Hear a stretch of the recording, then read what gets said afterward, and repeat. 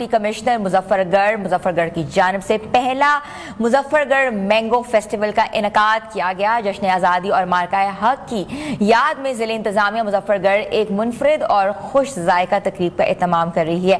पहला Muzaffargarh mango festival मोरखा 3 और 2 अगस्त बरोज़ हफ्ता इतवार बमकाम फयाज पार्क मुजफ्फरगढ़ में होगा।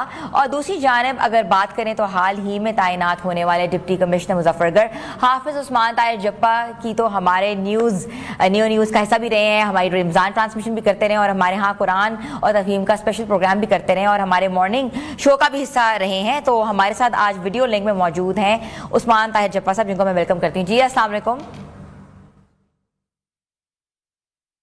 वालेकुम अस्सलाम व रहमतुल्लाहि व बरकातहू। क्या हाल है मैडम, आप खैरियत से हैं? ठीक है, बिल्कुल ठीक ठाक। उस्मान ताहिर जप्पा साहब, आपको बहुत बहुत मुबारकबाद। सबसे पहले आपने इतना ज़बरदस्त जो है मैंगो फेस्टिवल का इनेकाद किया है, तो ये ख्याल कैसे आया?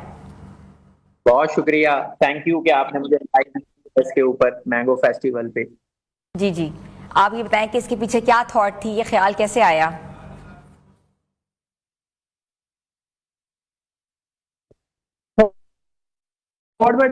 और इसके पीछे ये थी कि बुनियादी तौर पे जो मैंगो का रीजन आ रहे हैं, हाँ, ये मुल्तान और मुजफ्फरगढ़ का रीजन है। अब इन दोनों रीजन्स के अंदर अगर आप बात करें तो मुल्तान की निस्बत जो हमारा मुजफ्फरगढ़ का मैंगो है, ये मुल्तान के एरिया से भी ज्यादा हम यहाँ पे प्रोड्यूस करते हैं। यानी मुल्तान जो है वो, अगर मैं बात करूं 1,17,000 प्रोड्यूस कर रहा है, तो हम उससे 1,17,000 से ज्यादा एकड़ के ऊपर प्रोड्यूस कर रहे हैं।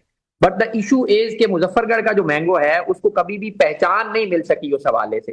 यानी जब भी आप बात करते हैं तो आप कहते हैं कि मुल्तान का चौंसा या मुल्तान का मैंगो, हालांकि जो मुजफ्फरगढ़ का चौंसा है और मुजफ्फरगढ़ का मैंगो है और इसका अनवर रटोल है, उसका जायका पूरी दुनिया में मशहूर है, लेकिन इसकी कभी भी किसी वक्त भी ब्रांडिंग उस तरह से नहीं हो सकी।